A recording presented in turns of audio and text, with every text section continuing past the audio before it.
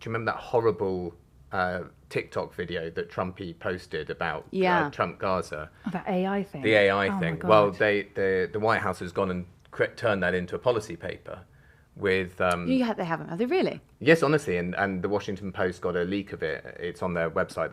They reported it on Monday, and it includes getting all Palestinians to leave Gaza for at least 10 years in exchange for some tokens that they can redeem at a future point in apartment complexes in one of 10 AI-powered smart cities. What? And they will build golf courses and resorts.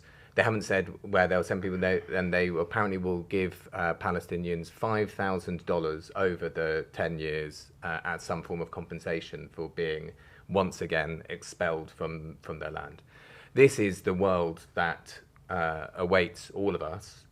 Of course, the South first. If we allow US might, US imperialism, and the Tories and Reform want even more of that. They claim to want independence and independence of Britain, but really all they want is us to be even more vassalized and under the control of an incredibly violent US state, which is committing a genocide to its Israeli proxy in Palestine, which is threatening to invade Venezuela now and much, much more. And if we do not find mechanisms to fight back against this, which means us here who oppose all of this, the great majority of us here who oppose it in the global north, allying with the states and peoples of the south that are standing up against it, this will be our future. It won't be, we'll stop talking about the ECHR. You're absolutely right. It will be the Refugee Convention. It will be a convention on human trafficking. It will go much, much worse, and our future will be like that absolutely disgusting AI TikTok video that Trump thinks is so beautiful because it's got a big gold statue of him. I'm interested in that vassal state complex with America. I mean, is that something that a political party should be pushing for, that sort of separation between... Absolutely. 100% independent from the United States. I 100% agree. This man is coming 2 weeks today to the UK. He will have the red carpet laid out for him. The man who is absolutely at the heart of enabling the famine and genocide against Gazans will then feast with our king in Windsor Palace. It is so sickening and skin-crawling, but all of that is to do with the fact that Keir Starmer is tying us ever closer to the United States. Our capability to defend our own country absolutely enmeshed with United States corporations and tech firms. And I think there's under negotiation the digital services tax, which should be raised higher. That's a tax that we levy on US firms like Facebook and Meta and all of that, in order to claw back some of their obscene profits that they get from twisting our democracy to pieces. That's on the table in the negotiations that's going to be happening when Trump's here in a couple of weeks' time. And I'm part of the Stop Trump Coalition, and we're organising alongside many coalition partners, including the Palestine Solidarity Campaign, a big demonstration, 2 p.m. Wednesday, 17th of September, 2 weeks from today, to stand up against this cozying up to this despicable regime in the United States and stand up for British independence from the States. But there's no way that all of that is going to get unpacked anytime soon, right? I mean, this is the sort of, I suppose, the worrying or the intricacies of our relationship with the United States. I mean, that even when it comes to things like card payments, we are so inextricably linked with the United States that it would take this extraordinary unpicking. But we have to start somewhere, right? What have we seen in the last 12 months is Trump, well, even less than the last 12 months, Trump demanding that the European vassals pay ever more into NATO, which basically means more to US weapons companies, which is why their share prices have gone up so much. And we've had our government say, okay, fine, we'll move from 2% to 2.5% of GDP, 2.5% to 2.65%, 2.65% to 2.75%, up to 3%, then it's called for 5%. And earlier on, you were saying about problems with the economy and the levels of debt, and looking ahead to the budget in November.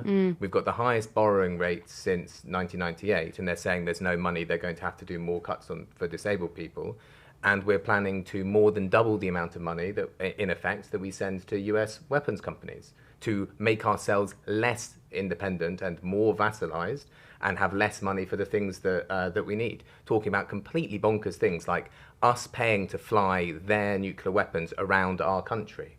It's completely absurd. Why would that be bad? If someone came from space and looked at Britain and they saw how many US bases are here, how much money that we send them, how many troops are in the country, the fact that we don't have an independent military, they would not call us a powerful, free, independent state at all. They'll call us something else. And the only reason it's never presented that way is because the vast majority of our political media and state class are also in the same pocket. I agree with that, but I also would say that I think that no one can quite make the argument. Like to me, like the sort of the easy argument to make. I was listening to the mother of Brianna Jai on Radio 4 this morning, and she was the transgender girl who was killed brutally, and her mother is now campaigning to ban phones in schools, and her entire argument is predicated on children are being exposed to this harmful content day in, day out. It's destroying their brains and it's morphing and the way that they interact with each other. I mean, the obvious argument to make is that people like Elon Musk are exploiting your children for profit, and therefore you should detangle yourself, or you should raise the digital services tax to perhaps make it less appealing to want to continue serving that content to children here. But I worry that there isn't a politician currently in government who is able to make that argument effectively. I think it's sort of like a messaging problem, as well as it being obviously people having hands in each other's pockets. Well, yeah, and it's the fact that the key opposition figure, which, let's be real, it's not Kemi Badenoch, it's Nigel Farage, is even more in the pockets of the corporate billionaires in the United States than Keir Starmer is. So there is no sort of differentiation, no party that's really representing that argument about protecting people and protecting the UK's interests as a whole from the influence of US money. I mean, they're all awash in it. And, I get asked all the time, well, why do you think that this anti-migrant message is cutting through so hard? It's like, well, because it's incredibly well funded, and it's funded by people with interest in those companies and with interest in fossil fuels, corporations as well. And they know that if Farage gets into place, then he will continue putting us down this road that is destroying the planet, that is destroying the UK's independence, that is destroying our high streets and destroying our children's mental health. And none of the regulation that we so desperately need will come in, because we all hated on, a couple of thousand brown men. Calling freelancers, small and mid-sized business owners, Tide's Instant Saver account offers up to 4% AER variable, flexible access and competitive returns. Unlike other options on the market, you won't need to hold your money with Tide for a fixed period.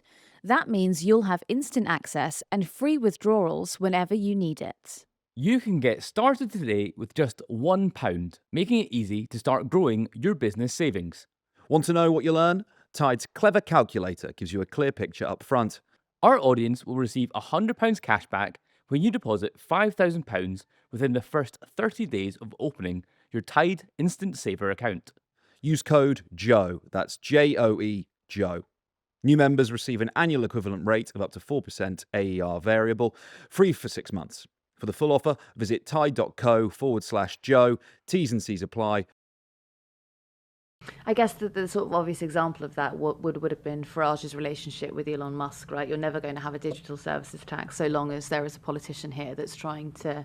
Well, did you see he's just tweeted that, because Elon Musk is like, well, he's a proper neo-Nazi in my opinion. I hope I don't get sued. I'm very small fry, don't bother. But, I mean, he's doing the Nazi salute, so come on, truth defense. I think Elon Musk would say he's not a neo-Nazi. I bet he would. But what he is doing is he's saying Nigel Farage is weak. He's not going far enough. You should be supporting Advance UK, which is this much further right political party led up by two, I think, ex-reform rejects.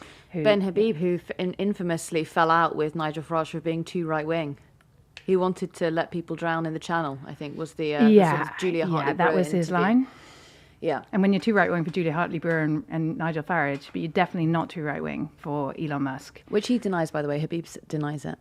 I mean, I listened to the interview, but he denies it. He said it. Sure. People can go and listen to the interview themselves if they'd like to make up their own mind about it. He did say it. And I mean, Elon Musk is... Okay, there are individuals who are very bad. Trump is an extremely bad version of a US president. Elon Musk is an extremely bad version of a US plutocrat. But they are part of and the most visible part of an underlying system. I mean, we're talking about the genocide in Palestine. Joe Biden was Genocide Joe who was pushing that in the first place. You know, US, if you go back through all US presidents, you see they're all starting wars, they're all launching coups, they're all destabilizing other countries. And if you look at US major corporations, they are exploiting the planet and the people of the planet, and have been doing so for decades. And so it's not just, I mean, Elon Musk is a particularly obnoxious version of it, and so is Donald Trump, but we need something which is more structural. We need more defense for ourselves against these rapacious military and economic forces which claim, because we speak the same language and so on and so forth, that we're fundamentally allied, when actually if you go through the ownership of our stock market and our companies, if you look at how BlackRock and Blackstone and Vanguard and State Street, huge US asset management companies, are moving in to take control of British assets, we're being taken over in such a way. And that's why, you know, you said, what do we need in politics to make these arguments? One of the things that we need is a new party that is able to say, no, we want to be an independent country, we want to be a democratic country. That is the only way in which we are going to deal with the climate crisis, with poverty, with runaway super rich, with any other problems that we have. The only way that we can do that is to bring controlled and democratic control over our economy, which is antithetical to the interests of the US. So you're suggesting transposing all of the Brexit arguments over onto the US?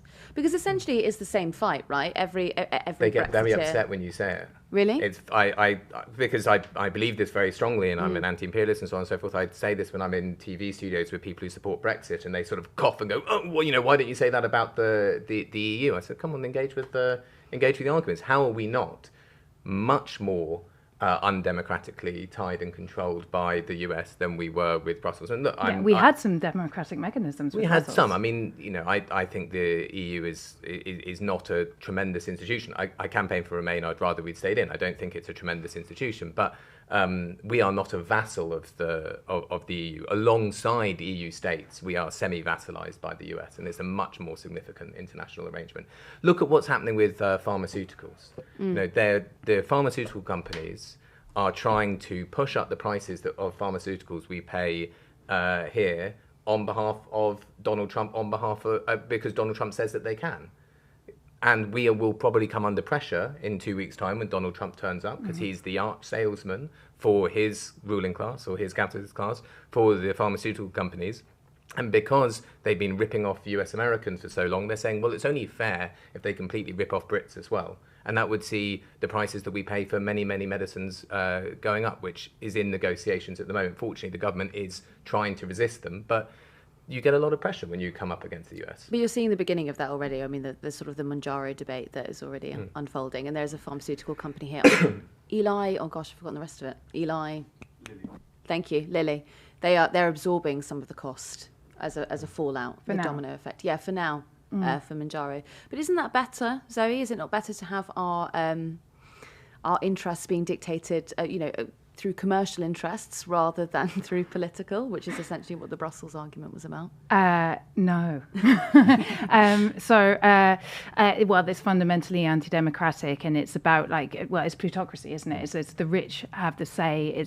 And this is the fundamental sort of logic of the likes of Trump and the likes of Putin, is that might is right. And if you're big enough to say, I can just bomb you out of existence, essentially, if you don't give me what I want, then you can do what you want. And that isn't, I think that there is a sort of defeatism, and we've gone through a lot as progressives in this country and in Europe and around the world, actually, over the last decades. And I think that there's a sort of fear of this. This is inevitable. US power is inevitable. Our dependence on them for our defense is inevitable. Our the powers of capitalism and the growth of wealth of the super rich is inevitable. And I think that we're starting to see very small green shoots of hope of another narrative. So Zach Delansky winning the Green leadership, very, very hopeful stuff. I think he's become a very effective communicator on this stuff. Obviously, the Your Party stuff that could be coming through, that could be providing another vehicle for a real unified left-green alliance in this country. Thanks to Tide and their instant savings account for sponsoring this week's podcast. New members receive an annual equivalent rate of up to 4% AER variable.